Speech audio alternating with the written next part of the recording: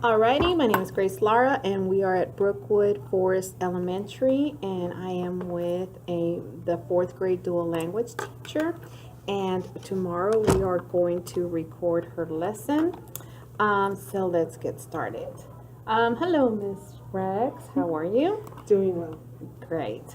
Can you describe your class? I'm, like you said, I'm a fourth grade dual language teacher, and I teach Spanish language arts and reading. And basically, our kids are ELL learners. It's full of ELL learners, and so we do a bunch of PSYOP strategies to get them prepared, not only in their Spanish language, but also to get them transferred over into English, which is the ultimate goal of the whole program. Awesome.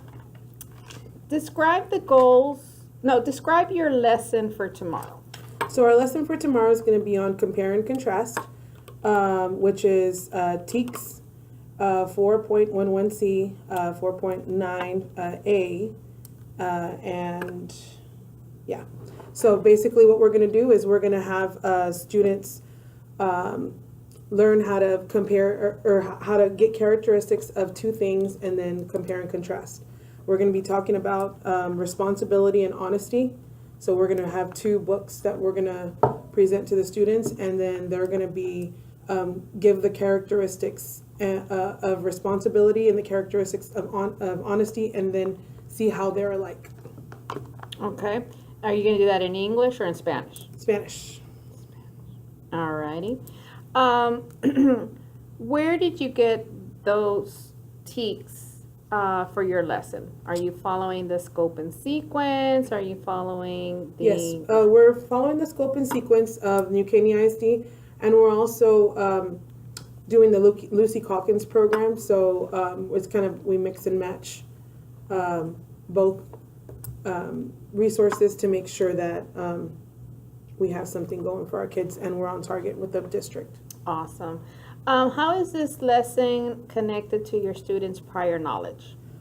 Students have learned, I believe it starts in first grade that they start to compare and contrast, because I student taught in first grade, and we introduced them to comparing and contrasting, and so it builds, and so in fourth grade you're just basically giving them more strategies on how to compare and contrast, and then you're what also my ultimate goal is to find questions that are kind of star related, and to find the verbiage that goes with the questions, so that way I can prepare them for the questions that they're going to see one day on the test. Since it's in the lessons in Spanish, will you be using like sentence stems for them? Yes, or yeah, definitely okay. Sentence stems, and of course we usually do pictures and vocabulary and diagrams and stuff like that. Do you have both monolingual and bilingual students in your classroom, or are they all bilingual? Both. Both. Okay. Okay, so the monolingual would need the Spanish sentence stems. Definitely. How will students be actively engaged in your lesson? Students would be actively engaged because we're going to be taking notes in an interactive notebook, and I feel that whenever they're actually writing down the notes, it kind of absorbs a little more in their mind, and they're able to actively participate in what you're writing on an anchor chart, or when you're giving notes or whatever. So they're usually taking notes on an interactive notebook, and we're probably also going to have interactive slides where they can participate on there as well, and maybe like they can participate on a anchor chart where they can go help me fill it out. Okay.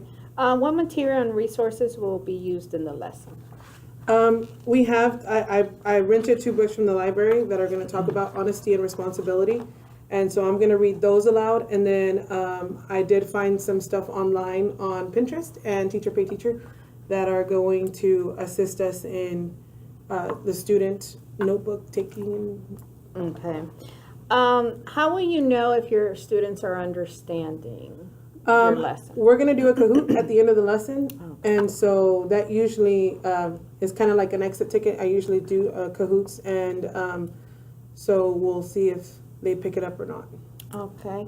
What would be a continuation lesson from, if everything goes well, what would be the next lesson that would follow this? The next lesson that would follow this would be, and actually next week we're going to be also talking a little bit more about compare and contrast, and it would be more on star level Okay. to get them with passages, actual passages from the star, not like from the star, but something similar to The it. questioning Yeah, is going to be the questioning, so that they can get used to the question stems. Alrighty. Well, thank you very much. I can't wait to see your lesson. Oh, I can't wait for you to come.